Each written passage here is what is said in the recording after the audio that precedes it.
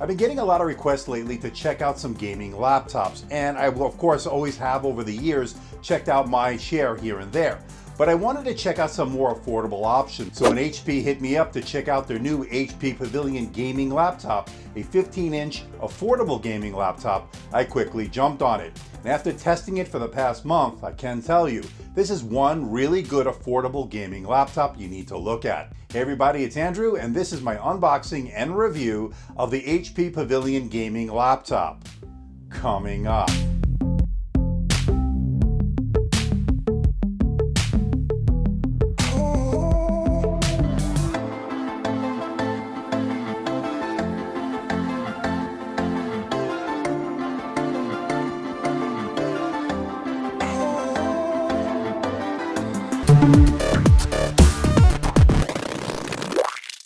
Want to see more videos like this? Why not hit that subscribe button and make sure you hit that notification bell? This way you'll be alerted every time I post a new video.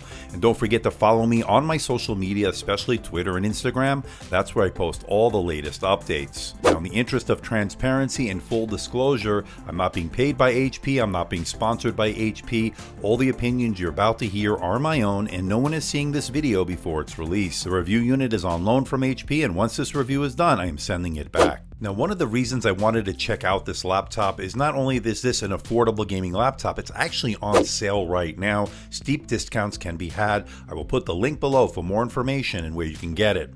Now, with that out of the way, let's find out what you get inside the box. Let's open it up. Inside the box is an extension cord, a 200-watt power adapter that uses a barrel pin connector.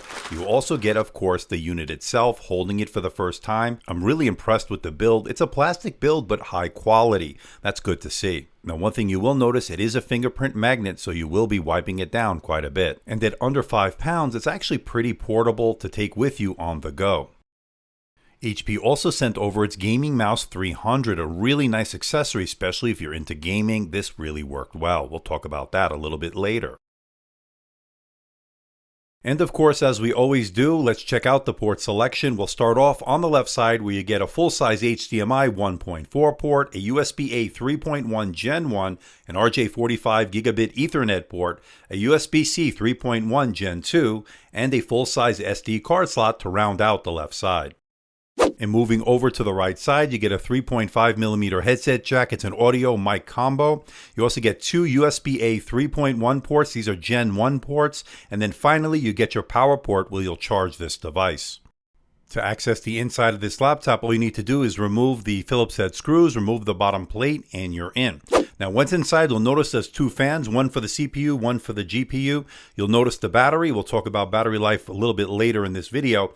And there's an extra slot for your RAM. Now, this is socketed in, so you'll be able to upgrade that, as well as the Wi-Fi card, all swappable. Now, as far as the SSD, you can replace that, of course, and there is a hard drive on this. It's a 1 terabyte spinning hard drive, so I like the options this gives you when it comes to storage. And speaking of the storage, this is the reads and writes you get with the included SSD. Now, there are three options when it comes to the display. You get two Full HD options and one 4K option.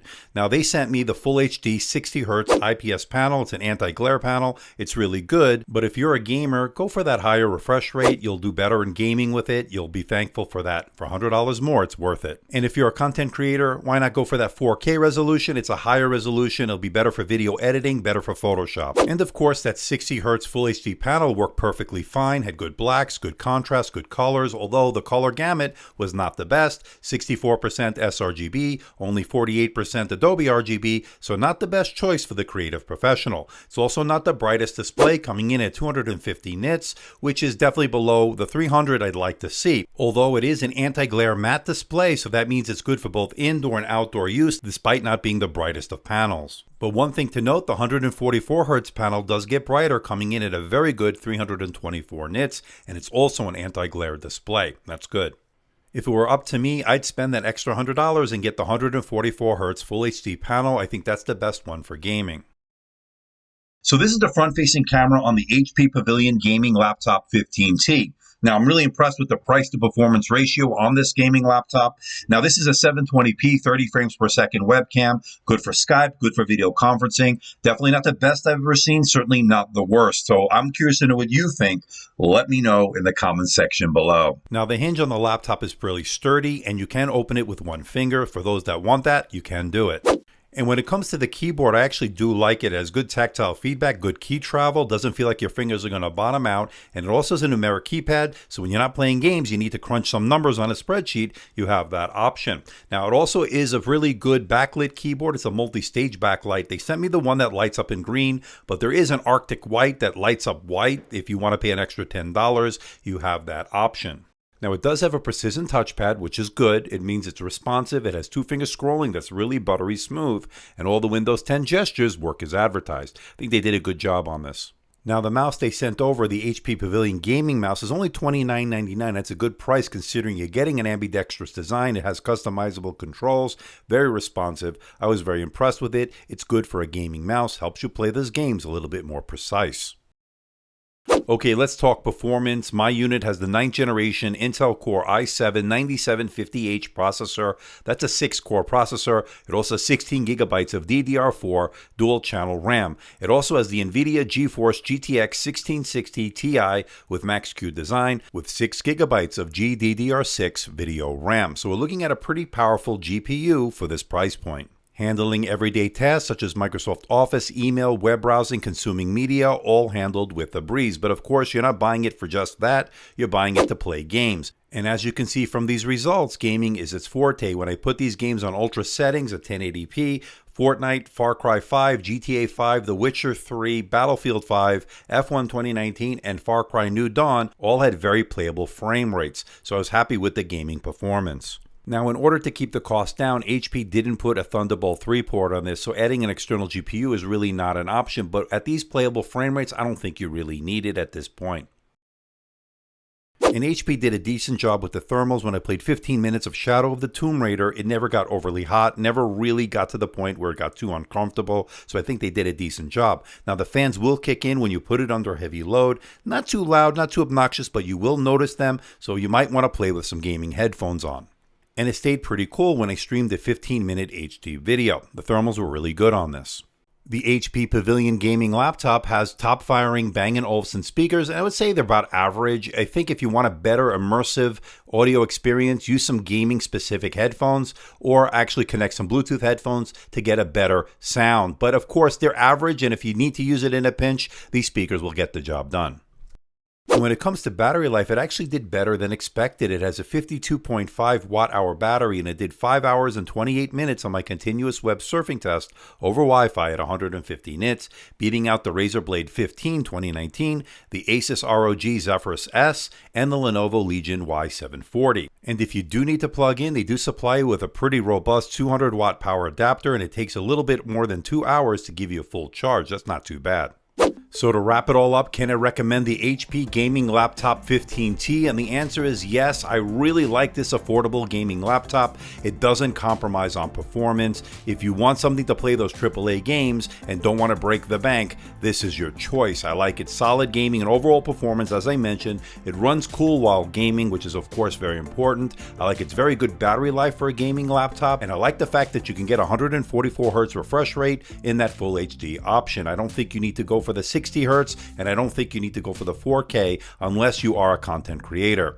Now, of course, there are a couple of negatives that they can improve on. The 60 Hz full HD display is relatively dim, and there is no Thunderbolt 3 port, but at this price point, I can forgive it. I'm going to give this a score of 90%, making the HP Pavilion gaming laptop worth your money.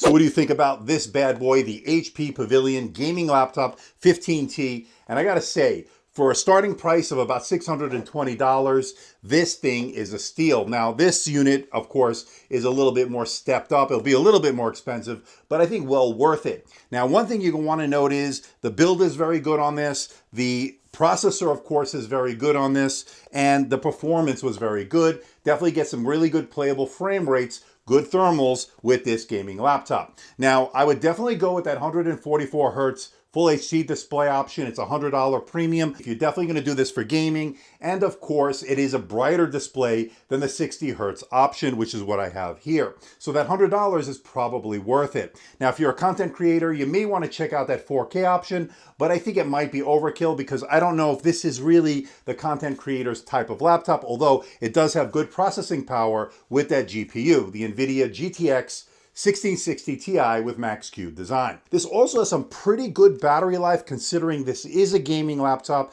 Got almost 5.5 hours on my continuous web surfing test, which was a top in its category, and that's pretty good. It's also pretty portable at less than 5 pounds. Definitely could throw this in the bag. You won't feel it's too heavy, although again, it is a gaming laptop first and foremost, so please keep that in mind. I think this is a really good deal right now. Big sales going on over at HP. I'll put the link below for more information and where you can buy one. So please hit the like button, please subscribe, please share this video. Don't forget to leave a comment in that comment section below. Let me know how I'm doing. Let me know if there's a device or something out there you think I should review.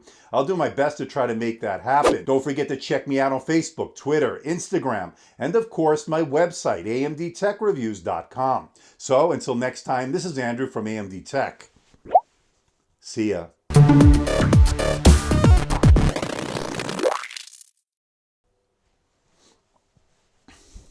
Hey everybody, it's Andrew, and this is my review of the... Okay, take two. Hey everybody, this is Andrew, and this is my unboxing and review of the HP Pavilion gaming laptop. I can't keep my... God.